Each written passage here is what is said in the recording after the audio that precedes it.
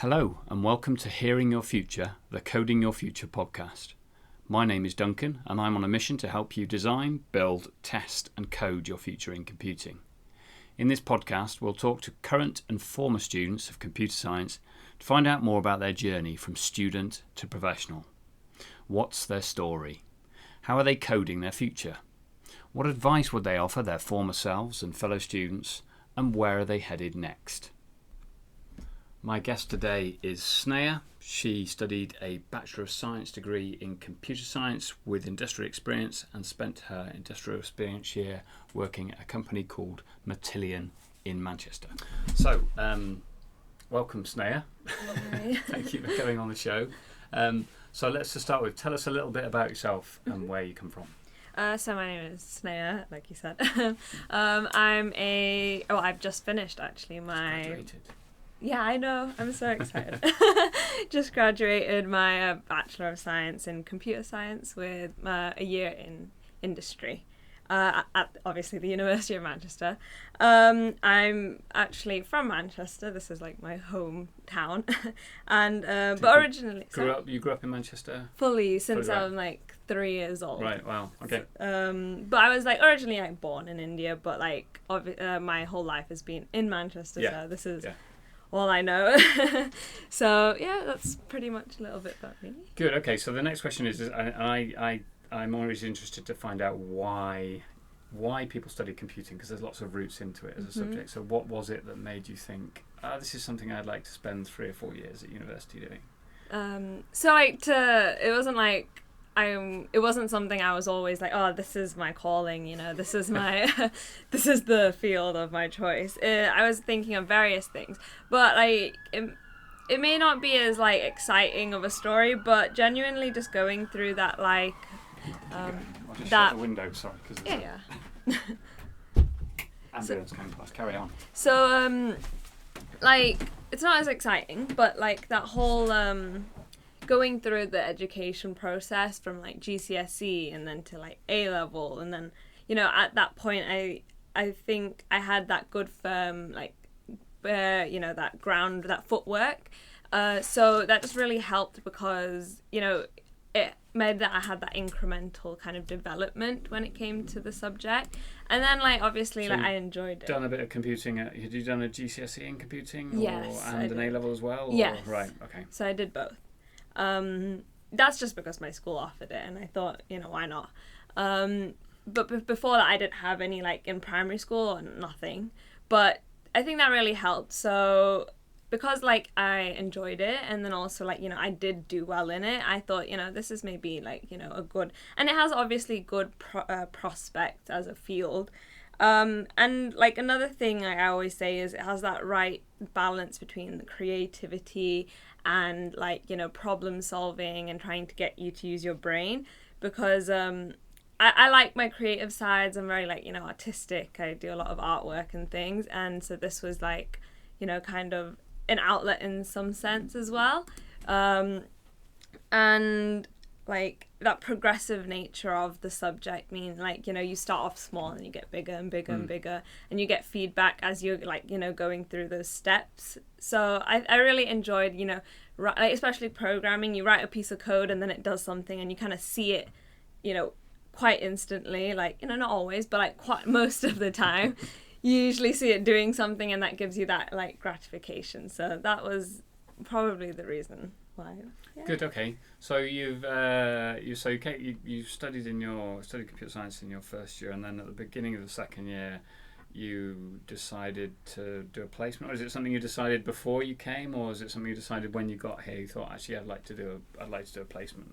So what happened was I was on the bachelor's, you know, your standard 3-year bachelor's course, and then I came into the interview day, and that's when they introduced, like, they explained like what an industrial placement even is. I never even knew what that meant, and they explained what it was to me, and I thought, hey, that actually sounds like really useful. So on my interview day, I like after that I spoke to one of the people there, and I said, like, do you think I could change? So they told me to just email someone, and that's how like I switched on to it. So you knew at the beginning, and then so the beginning of your second year you started looking for placements, or had you had any experience before then? Had you done any kind of so you going in? I think that's most people are like that. You kind of get to your second year and it's like, I want to get some experience now. Exactly.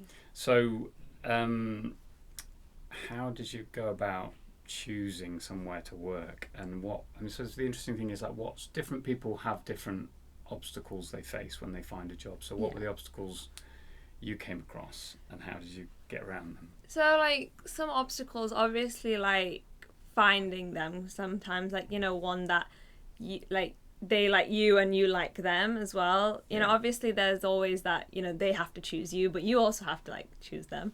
So it's like that kind of liking towards the company. So there were companies I applied for and things, but if I had got a placement, it would have just been for the sake of getting a placement there, rather than like I actually enjoy, I'd want to work there.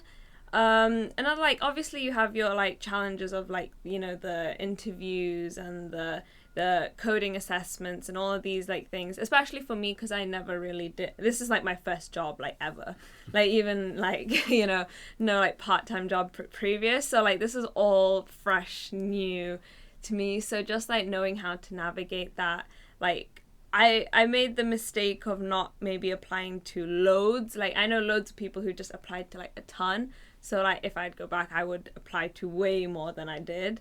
So and also I'm very timid, so I got really scared and overwhelmed. So, actually putting my foot forward to just like apply, that was a challenge. Jump in the water and see what happens kind of thing. Exactly. That was quite challenging.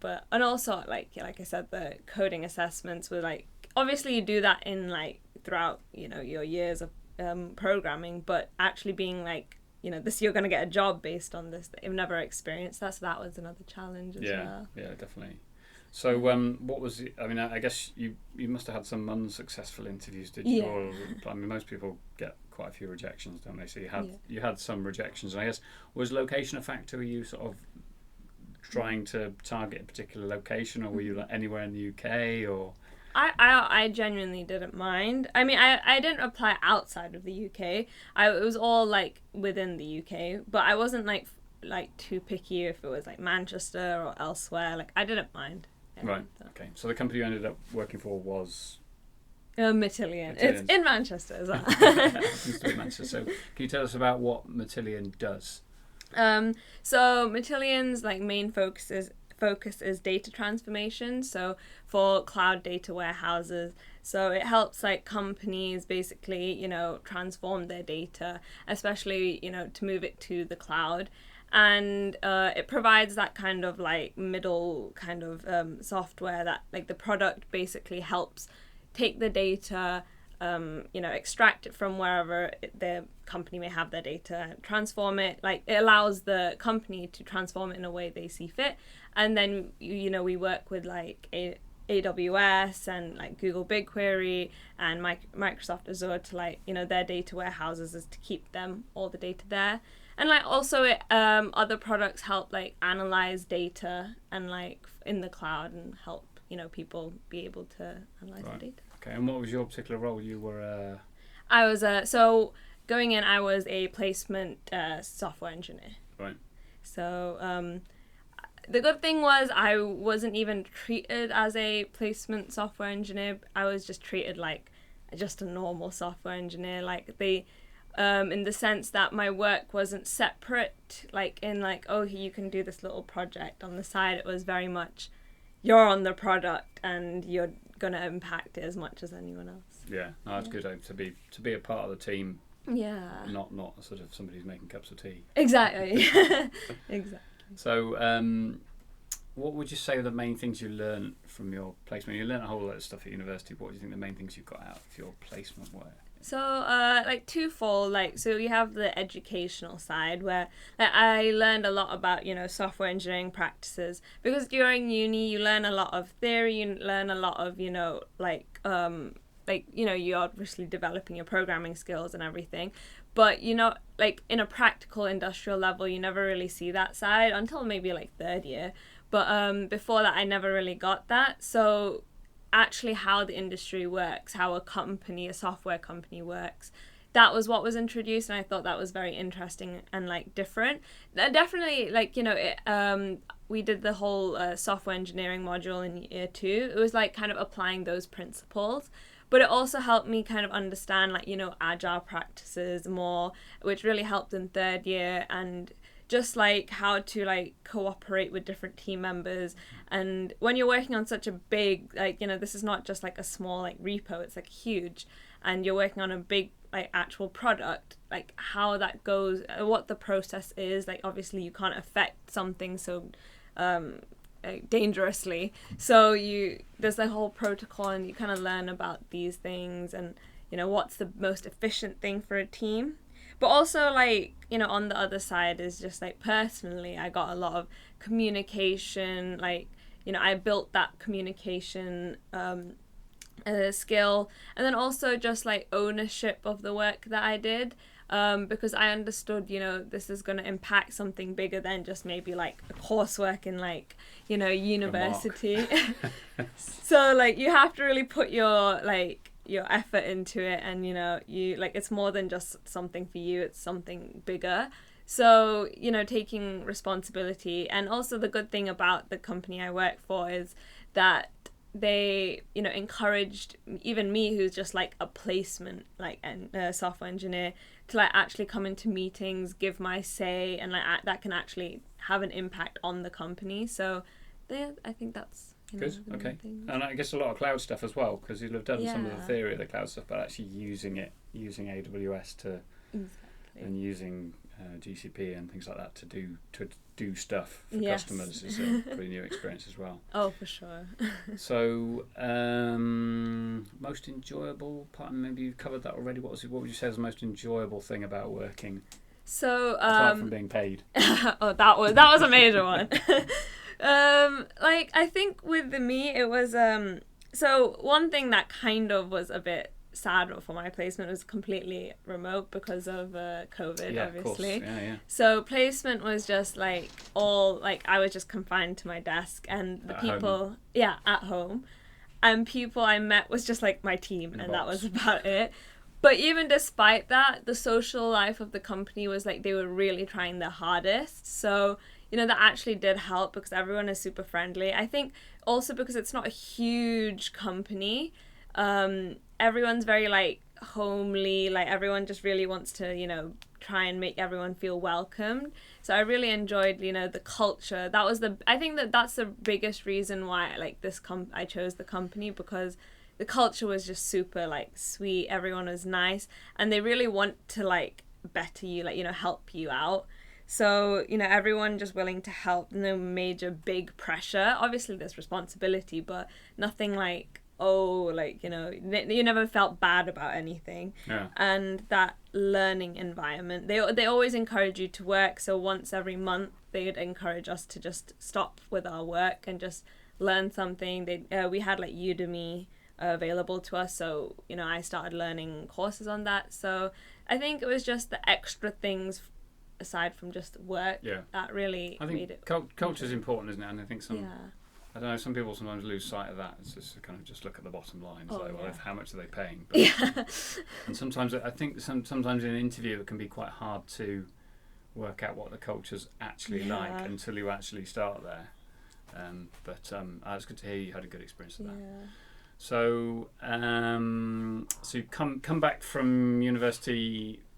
Come back from doing a placement back to university, doing your final year project. Yes. So can you tell us a little bit about your final year project for our listeners? I mean, I know about your final year project, but for our listeners, can you tell us a little bit about what you did for your final year project? Yes. So my final year project was coding their future, and my supervisor was you. So the final year project basically looked into the current state of secondary school education of computer science. And the focus, either kind of route I wanted to take with it, was kind of identifying potential problems or issues with the current, you know, state of the education, potentially even the curriculum, and then finding actual practical solutions for teaching, because currently the uptake of it is very low. So how can we make that, you know, much better? And so the way that, that was done was I worked with a school and a class and trialed different like teaching methods, trialed different materials, created different materials, used hardware and various other like, resources to, enthuse the students to actually like, enjoy computer science rather than just have to do it because it's part of the school curriculum. Yeah, so I mean, that was how did you find going back into school? Because it's very different, isn't it, being at the front of the classroom, as opposed to being in the classroom as a student. So how was that? How did you find that? So like it was actually kind of like surreal because I actually went back to my high school, and with my computer science teacher. So it was really weird that like now I'm working with my teacher rather than like working for like, as a student. So like teaching the students, I think I was slightly like blessed in a sense because the class were really nice. They were all willing to learn. They weren't super disruptive. Obviously there were some characters, but the teacher was there to like, calm down, do the behavior control kind of thing. But it was very interesting to see how they responded, and I was actually very surprised to see like some of the trends, of how they reacted to different things. And but also because I taught year 9 class, some of them, that's when you choose your options. Some of them kind of like knew coming in they weren't going to pick computer science, so they didn't think to try. So that was slightly struggle when you're trying to, get them to do stuff, but they don't want to because they know they aren't interested. So that was slightly, a bit of a battle, ongoing battle, I suppose. Okay. Yeah. Good. Okay. So, what comes next? So you're graduating next week. Yes, next Thursday I'll be. What are you planning to do after? I mean, obviously you have some time off and relax a bit, but what are you planning to do after that? So, thankfully, I'm still going to work at Matillion, but I won't be a placement software engineer, so I'll be a graduate software engineer.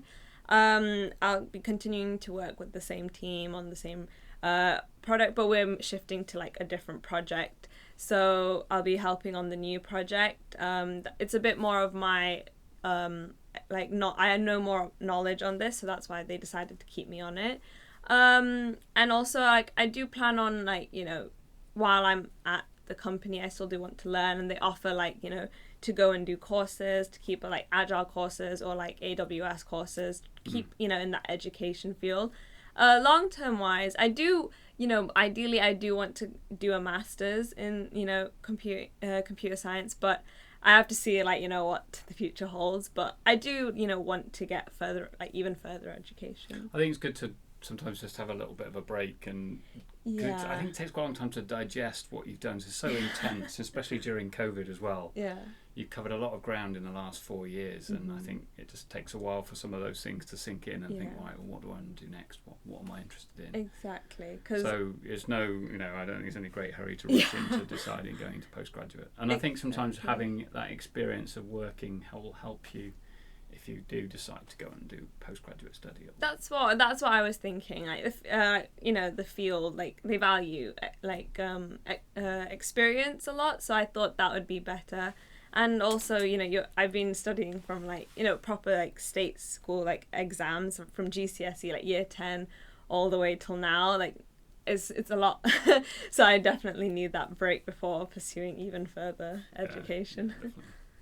Okay, so that's the degree bit. Your degree, your life in 4 years. We've covered that very quickly. There's a few other things to visit here. So one of them is minority report. So you're a member of a minority group. Yes. So you're a woman, and you're also a British Asian. Yes. So I'd be interested to know what your experience has been. I mean, we've spoken to some people about these things already, but it'd be interesting to know what your experience have been of that in university, and then also in the workplace as well. So, in terms of the university, like the good thing is like it's very diverse. So, for example, like all the people that I've talked to, especially like my like friendship group is like super diverse in the sense of our like backgrounds. So I have like friends literally from like all the different continents, like it's very diverse, so you see like loads of different heritages and people, and you learn a lot. And we actually like talk about these things, and they're all different experiences. You're learning from each other, which I think, you know, in terms of diversity of like, you know, culture and background, it's definitely like a good place for the university. And but like in terms maybe of like you know, as a woman, I think there is like kind of a struggle sometimes. I'd say in my year there were quite a few. I think, you know. I need to look at the stats, but I think it's something like about 25% of undergraduate students in computer science are women. So you're in a not a massive, not a tiny minority, but still a minority. Still. And so I wonder if there's anything that, you know, not just this university, but all universities can do to make the subject more welcoming or more interesting or more desirable to women. Like I that was part of actually my final year project, was to look at like how to introduce, like to kind of demystify those stereotypes of the subject, to like you know, encourage females to take up the subject, to enjoy the subject, making it showing maybe the more creative side, you know, catering to things that women tend to, you know, like. I think there is that, like, that, you know, you can kind of tell it's 25%, is what I mean. If you, like, look at, like, a lecture theatre, it'll be you know, like, there's a big, obvious indication. And even personally, even though there were, like, you know, lots of females I could talk to and stuff, most of my friends were male, not because, like, I couldn't make friends with females, but because there weren't, like, as many. And you know, sometimes as, you know, like a female, you want to see like, especially like, you know, your representation, you kind of want to feel a bit more comfortable knowing that you're not just the only one. And also you're able to share experiences, because I think that's definitely a big thing. You know, you as a woman and you as a male, like there will be differences, and I feel like I could have had a bit more of a more comfortable feeling if I could have more females to, you know, relate to. But I know that, you know, especially in computer science, there are like initiatives to get the, you know, that kind of going. So, you know, I can't say that there's nothing going on. I just think, you know, maybe a little bit more work in that sense. In terms of workplace, I can say they're definitely trying. Is what I think everyone's trying. Well, most people are trying anyway. Yeah, it's a hard problem, isn't it? So it really is. Like they try and introduce like seminars, or like, you know, they had like a whole like weekly like meeting talking about, they got like a professional to talk about these things. But like, as much as, you know, there is a lot of diversity, I feel like maybe in the engineering department there's less diversity.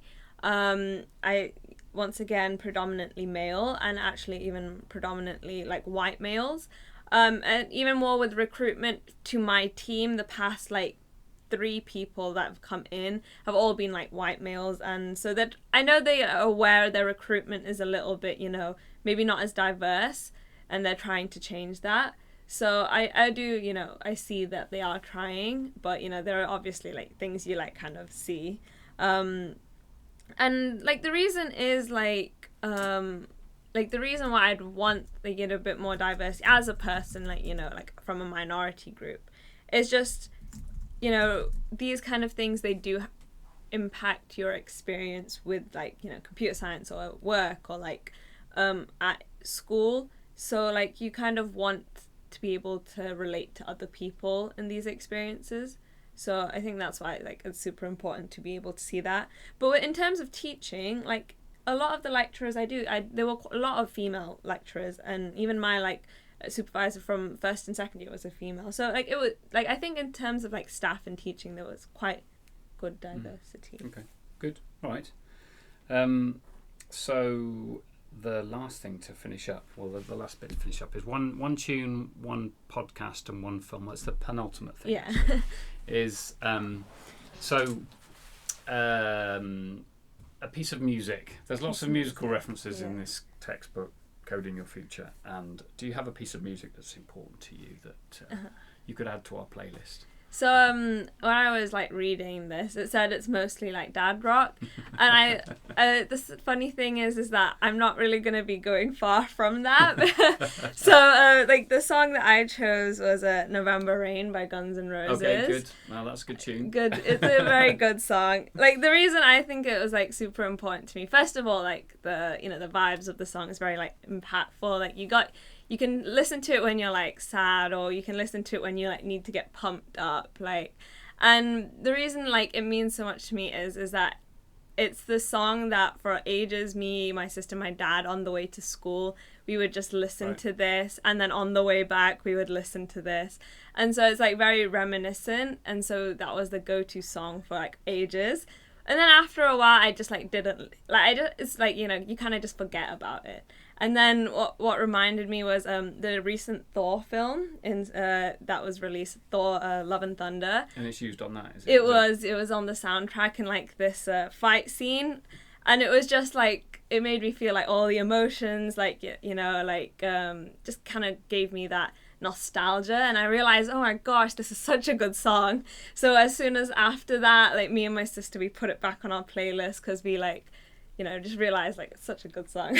Good choice. Okay, so the other thing, Anne, is one podcast. I don't know if you listen to podcasts, but if there are good podcasts out there that you listen to, is there one that you'd recommend? So I don't really tend to listen to many, but one podcast I do is Rotten Mango. It's more like if you're into like true crime and like that kind of field. She does it in a very like obviously hitting very dark topics and stuff, but she takes it from like a psychological perspective and like a legal perspective, like all these different things. It's tied in a more lighthearted way, obviously in a more, it's still respectful, but in a very you're not feeling like groggy and like upset about the things you're listening to. It's very like interesting, so if you're into that, it's really good. Good. Okay. And then one film. Is it going to be the same film that you were just talking about, or is it a different film? No, different film. I was thinking of recommending Thor, but no, my like favorite film, like that I think I like. If anyone asks me, this is my film. It's called Three Idiots. I don't know if you've heard. Three Idiots. It's a Bollywood film, but it's got a lot of global like recognition. So like obviously it's in like a different language. What sort of is it? Is it been made recently, or is it? It's old. It's like 2000. I mean, not old. It's 2009. Yeah, 2009. That's more than 10 years ago, isn't it? So it's old. So it's like it's the best. Like obviously because it's in a different language, you may think, oh no, like can't really relate, but it's like generally it crosses culture. Like I think does it have all the Bollywood dancing and it does have the music. It does. So it is the stories of like three guys who get into like one of the best engineering schools in India, and it deals with the pressures of like having to do well, and it deals also with like different societal issues, pressures of yourself, pressures of your family, maybe like this is not the field you even want to go in, or like all of these like very relatable topics that I feel like students do go through, and it deals with like a lot of like deep, hard-hitting problems, but it does all of that while still also being like the funniest film ever. So it's like it's got the comedy, the drama, it's got the romance, it's got the suspense, like it's got everything. Like that's why I recommend it strongly. I don't even speak Hindi, so like I have to watch it with subtitles. But still, I don't watch films like over and over again, but I watched this one like 5, 4, 6 times. Okay, I'll make sure. I'll make a note of that one. Definitely. So the last thing to finish up then is I call this time travel. So if you could travel back in time to meet yourself in the first year, what advice would you give yourself, or perhaps current or incoming first, second year students? What advice would you give them to get the most out of their time at university? So I think two things. So the first one is just putting yourself out there and taking risks, because more often than not it's rewarding, because even if like it's not even if you don't get your like intended result, the fact that you've done it and you've tried like is better than not knowing if you didn't try. So like especially like when I was applying for like placements and stuff, completely out of my like what I know, so I when I did that, obviously after some time, like I did get that reward from it. So just really putting yourself out of your comfort zone, going to things. And I'd say because obviously with COVID and stuff, like, it was a bit more difficult, but even like socially, just like, trying to put yourself out there as an introvert, that's very scary to me. But like, just like more often than not, there's like, payoff from it. So that's the first piece. And then the second one is just like hanging in there, like, persevering. Because like to think that like my university journey was super smooth sailing is like very naive. Like I remember first year, like, obviously University of Manchester has really high standards, especially in the computer science department. And that means with like such high standards, you kind of doubt yourself. You think like maybe this isn't for me. And that was definitely something I went through first year. I was even looking at like, oh, maybe I should apply for a different course. Like, but like, I think the thing that consolidated, like, yes, this is your field, this is what, you want to do, was my placement year, actually. Right. Like, after my placement year, I knew, like, I actually enjoy this. Like, this I can do for the rest of my life. Like, that consolidated it for me. And so, like, even, like, with, like, struggles and, like, coursework and pressure, and eventually those things will finish, and those things, you will overcome. And they're not, more often than not, they're not going to impact your life long term. So like you just kind of have to push through that bit. And now I'm sitting here about to graduate, so it does pay off just pushing through. Good, that's good advice. Okay, good. Well, thank you for joining us today, Sneha. Thank you so much for having me. And we'll look forward to seeing you at graduation next week. Yeah, it's very exciting. Okay. Thank you for listening to Hearing Your Future, the Coding Your Future podcast. You can find out more about this episode and all the other episodes in the full transcripts published in the Coding Your Future guidebook at cdyf.me/hearing. That's Charlie Delta Yankee Foxtrot Mike Echo. I hope you found something useful to help you code your future today.